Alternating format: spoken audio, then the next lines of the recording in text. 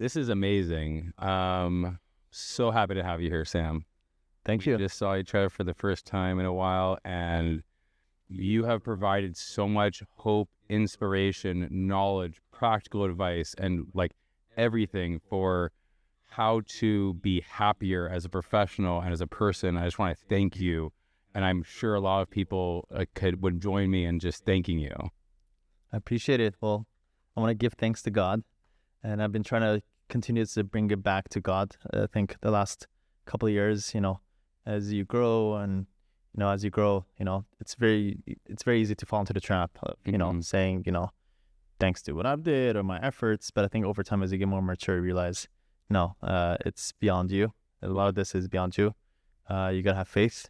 You got to be a giver, and you got to have faith. And, the more that you put your dependence on God, I think the more that everything, grows from there. For anybody that doesn't know you, I could just give a broad stroke, but I'd love to hear from you.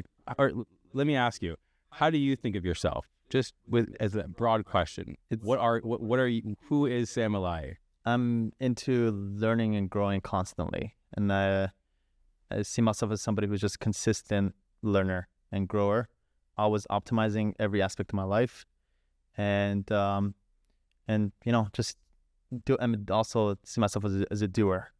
I don't see myself as much of a talker, and sometimes I have to talk and I have to go through the motions just because it's part of my work sometimes or whatever it is. But ultimately, I like strategic planning, being smart. Pay to think is one of my company names, that kind of thing, and then bringing that vision and those ideas and those strategies and bring it down to real life. And then I surround myself with a bunch of other doers who are implementing everything that I share. And now the real world reality of that is I have 5 law firms that are really doing their thing. They're growing every day, their own teams and their own systems and their own automations and their own AI systems. And then on the back end, my passion project, something that I'm building long term and I've been doing, is my legal academy that helps spread this knowledge of how to grow, scale, and automate your law firm to other lawyers.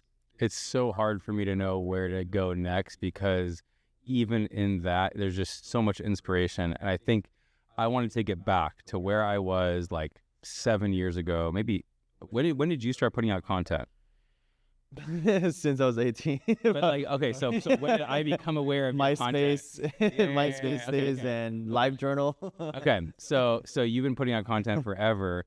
For me, I started your content along with D. Murthy, who we're in D. Murthy's. He's always been. He's the same type of person as you, right? D is the person that gives without any expectation, and he gets because he does that. And whether who knows what sometimes our true motivation is when we give, but I think what I've tried to learn from both you and D and others is to just give and it comes back. And so D, shout out to D, he gave us the space. He, along with you, same time, I've known you both for a while, but I really I look at you guys as mentors almost from afar, even though we've developed a personal relationship. My bigger relationship with you is from watching you, listening to you. I like to think I've devoured almost every piece of content you've put out for the past 7 years. Everything, podcast, video, reading, and to me, it just never gets old. And so just to D and you guys started inspiring me with his podcast group chat, which he's letting us shoot from here with our guy Josh, who, appreciate it, D. Josh. And Josh, I stole Josh from D, and D still with Josh is still with D, but we're in his amazing space. He's raised, I don't know, $100+ million and has this amazing product called Ghost. And you kind of both gave me inspiration when I didn't have it. So my dad, who unfortunately passed away last year, was my number one motivator and inspiration in terms of work ethic. He was and will always be the hardest working man alive. It was just a known thing. First one in, last one out. And I carry that with me to this day. But in terms of living the actual lifestyle that I wanted to live, it was really hard for me to find anywhere in the legal space or anywhere where I could look to people and say, oh, I'd like to do something like that. And I struggled for a really long time as a traditional lawyer, and I was just unhappy. And so when I started to listen to you and to D and with his podcast and content and you with your content, I started to believe it was inside of me. I wanted to make the change, but I heard your voices. And so I guess what I'd like to share with everybody is, I guess one of the hard parts that I have is I have a lot of people now. It's really beautiful. They come to me and they sort of want to ask questions. And I'm sure you have that times 100. I still have people in my life that come, but they're not ready. Like when is it hard for you to give advice to people? When is it hard, and where do you draw the line? Like, do people need to be in a certain place for you to give advice and to spend your time and energy? So yeah, a lot of people are seeking advice and mentorship. Well, first of all, props to the people who actually are proactive and actually ask. And I actually noticed that. I was thinking about this today. One of the smartest guys that I know in my life is consistently asking experts in different fields, hey, can you help me? This guy is, a very successful guy. He has productivity down. He just texted me this morning, hey, Sam, can I learn productivity from you? I'm like, coming from you, like, that says a lot. So number one, be proactive, ask. You can never, lose out on by asking. Yes, at the same time, there are also a lot of people who want the advice and they don't do anything with it. So the question is, what's the conundrum? Should you give the advice? What should you do? And I think, ultimately, as a ultimate giver, then you have a responsibility to still give that advice. And I think the mindset is, as you said, like, give without expecting anything in return. And then also, don't tell people what to do, is also another good advice. Tell people how you've done it. And when people can see how easy it was for you, just the way you explain it so easily, that it's like this, and let me show it to you like this, and this is how I did it, that usually translates better for someone else to pick up on it, versus telling them, you got to do this. When you get, people don't like being told what to do, but when they see how you've done it, it's a little bit easier to digest. So two people come to mind, two people that are very close to me, and they ask me things all the time. Have you seen it where people have just resisted, and then turned around? Like, what is it that you think people, because I don't think, so let me take a step back. That's a good question. I've learned so much from you, and so many technical things, like basically spreadsheets, automation, delegation, the Tim Ferriss style of lawyering, using Loom. There's I can't even start. There's so many things. And you are the one person I ever paid to take your course, and you insisted that I pay, and I'm happy that I paid. Yeah. And so there's so much that I learned, but I think the biggest thing I've learned from you is the mindset, and it's really helped cultivate this change, the shift in mindset that lawyers need. Maybe just speak to, what is it? Why is that what I'm looking towards, as opposed to like, hey, and I want you to talk about My Legal Academy and all that stuff, but like, why am I focused more on the bigger picture? Help explain to the audience what you taught me about mindset. So in regards to your first question, there are some people that are open-minded versus people that are not as open-minded. And I found in my life, and I see it, especially when I have a relationship with somebody for 15 years and I see their growth or their change. And some people are just the consistent B workers who just like being told what to do, and you do that, kind of coloring in the lines. And then there's people that are, outside the box thinkers, more open to growing, more creative thinking outside the box. And those people are more receptive to listening to your advice and growing. So again, there's no issues with both. God made us in different varieties and different forms. You got to lean to your strength. If you're like that, great. Then surround yourself with the people who are creative thinkers. And if you're the creative thinker, surround yourself with the kind of the structured kind of people. So you got to know who you are. Yeah, that's an interesting point. Like, I think to be an entrepreneur, you have to be a little bit of a creative thinker, because when I come into work every day, I like I have things that are non-negotiables, but I look at things differently. I think one of the bigger things you taught me, just one of the things, is like, I never want to do the same thing twice. So if I'm about to do something, is there a way where I can make it so that I never do this again? It may be that if I put out the fire, it may take 10 minutes, but if I want to put out 1,000 fires going forward, it may take 2 hours. So I invested 2 hours where somebody be like, I'm not going to waste 2 hours on that. So I think in what that risk, it goes back to risk, like what you perceive to be risk. I think there are attorneys out there that they perceived, moving from hourly to contingency being a huge risk. How have you looked at risk, and how has your idea of risk shaped over time? It's a mindset. It's an affirmation that I started saying to myself since a couple of years ago, which is the biggest risk is not taking a risk. The biggest risk is not taking a risk. I'm a little bit more risk friendly. What is that? What's that word? Not averse. What's the opposite of? Yeah, you're the opposite of risk. Right. Opposite of risk averse. So I'm more risk tolerant. Yeah, pretty risk excited. Yeah.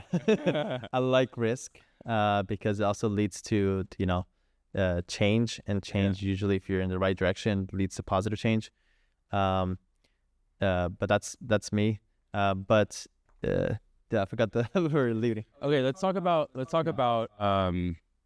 so let's just give the core principles of business in your mind. Like if everybody sort of chat GPT'd the history of every piece of content, what are the three pieces, the three biggest things that you would want people to take away? I'll break it down to one: leverage.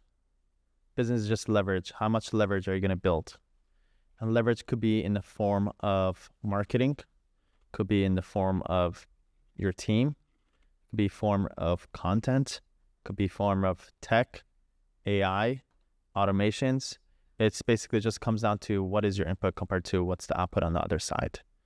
And I'm very mindful of that, how much first output is coming out of this action that I'm doing, and then how would I be able to do that with the least minimal amount of work, whether that be, tapping into my team, the content, if I produce this, piece of content that could be distributed, all that stuff. Ultimately, I think you can summarize all of it into leverage. Okay. How, not that you need this, but, and you don't like to talk about yourself, but give people a little bit of an idea of like the success. A little bit of an idea. I know you don't like to talk about it. Just a little bit. You give us a little bit, because as you say, people need to see that social proof and all that stuff. And I just want people to understand that don't know you. And again, I know you're a humble person, but give us something that you feel comfortable with. So one is I replaced the definition in my vocabulary recently of success to growth. Okay. So no more success. There's no such thing. Because if anything, the more you think you get closer to success, the more likely that you're probably not successful. But like a visual representation was just really recently. Let's say last week, I went on a family trip to Bahamas. Yeah. And 5 days, I did not touch my computer. I don't have a computer, first of all. And I did not go on Slack on my phone or do anything. Zero. And I had, at the same time, 6 operations that were running and growing. That is what I considered something that's amazing. It's something that's not just, operating, but actually growing. Mm-hmm. Obviously, that requires a lot of built up work to get to that point, an amazing team to make that happen, people that I can trust with my heart and with my soul and everything that I have to get there. Sometimes good partners to fill in the holes. It just doesn't happen magically. Mm-hmm. But that in my head, having that control of freedom, but I mean necessarily needing to tell anybody, ask anybody, can I go, or check my schedule? Right. I could just kind of plan ahead within like 2 days. I think if I like front load the work, just the 2 days prior, take care of that, and then just leave on the trip, be mentally in the moment with my kids, with my wife, learn. I'm like constantly, even on trips, I'm constantly still watching my YouTube videos and big, Bitcoin videos and learning about that, just learning. That is, for me, is like my happiness. The relationship with your wife, you talk about it, and I just have the impression that you have this incredible relationship. No relationship is perfect. What do you do to work on your relation? What do you do to work on yourself as a husband to be the best husband you can be, and also as a father to your kids? So no by means, I don't think anybody has got it all down. What I try to do is I try to learn as much as I possibly can about a good marriage. For us, we have the Torah, and there's books from the Torah that's based on that. And then, you do your best. I think something that's very important for us, one is Shabbat, that once a week we're completely checked out for 25 hours. We're together at all in every single How hard is that for you? No, not hard at all. It's the highlight of the week. But we could talk about it like the importance of Shabbat. And then the second thing is something that we do. Actually, and yeah, there's a second and third thing. Second thing is we have dinner every night together, which is so super nice. And we used to be in the beginning, in front of the TV, but now we kind of brought that over, just sit at the dining room table and have dinner every single night. And then third is I'm blessed enough to work at home, which is not easy for most people. But for me, I always thrive to working in my own space at home, in my pajamas. But the benefits of that is, get to have some time in the morning to play with my cute girls, play with them throughout the day. Sometimes they come in and play with them during that time, or and then lunch, and then throughout at 2 p.m. So I got that little, I don't have to wait until 5 or 6 p.m. to get at home to play with them. What have you learned about life being a parent? How to give unconditionally. I think no person could get to their full potential until they have kids. So it might be a little controversial to say, but even politicians who don't have kids, I don't think they could run a country, because if you don't know what it's like to be responsible for an adult and to learn how to give and how to train somebody to be a nice, good person. It affects every other aspects of your life, your business, your relationships with your coworkers, all that stuff. So I don't think anybody's ever, fully tapped their potential until they have kids. So that's your relationship with your wife and kids, which is arguably pretty much is the most important relationships you have in your life. Other relationships, whether it's business, friendships, or even anywhere in your life, parents, cousins, whatever. What are your guiding principles in terms of what a relationship should and shouldn't be?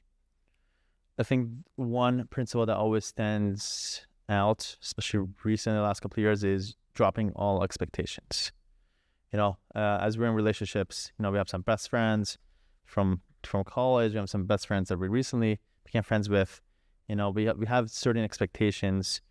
They should have said this to me. They should have done this for me. It's my birthday. One day they text me. All this stuff I've found over time. These are all things in your head. And the more that you kind of get drawn yourself out in these thoughts, the more you'll become a worse friend.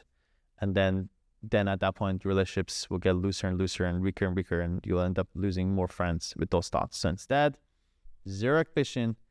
Be a good person, still say hi, still check in, be a good person, do whatever you can, but with zero expectations for my friends. And what about the non-negotiables in terms of, if you do this, you're just not going to have space in my life? Is there anything like that you hold? No, again, that falls into the expectations. Even if they do that, you still have the decision to make whether you want to continue being friends or not. Yeah. You can still, also the other thing, mindset principle is you got to be very particular and picky with who your friends are. It's the people that you necessarily grew up with in high school and college doesn't necessarily mean you have to be friends as you grow up. Who do you want to be around? Yeah. Let me say it a different way. Who do you want to be around? Who are you? No, who are you around? Who are you around? Because you have your wife and kids, and I remember one of the first things you ever told me was, I think I asked you to go to lunch, and you almost laughed. You're like, no chance. That's not scalable. I would love to. I usually say I would love to. I actually said it this morning to someone else. I always feel bad. I'm like, I would love to. But who are you around? Who are you're around all of us on our screens all day, but who are you actually spending time with? Yeah, and Benji, the other aspect is I actually have so many online friends. I know it's not as connected in person, but I have so many amazing friends online, my media buyers, my directors and team members, different people that I met online, and those special relationships that I get to finally meet in person. It's I feel like, I've been best friends with them for so long, so I cherish those as well. So, okay, so that's who you're around. Okay, this concept of, it's been a very big thing for me. And a lot of this stuff, just whenever I hear it, I'm like, Sam has either talked about this or this is a Sam type of deal. Abundance over scarcity. how have you found a way to live in abundance? And where do you think people struggle with scarcity? So I think it came from, for me, it came from, I think my parents, one or both of my parents came from a scarcity mentality. And that could be for multiple reasons, maybe from, culturally or based on the country that they're from, all that stuff.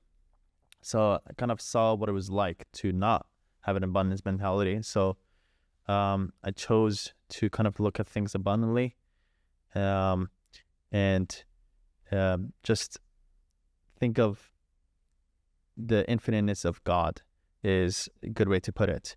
That there's plenty to go around. There's plenty to achieve. There's plenty to do. There's plenty of connections to make. And it's not don't look at the world as a zero-sum game.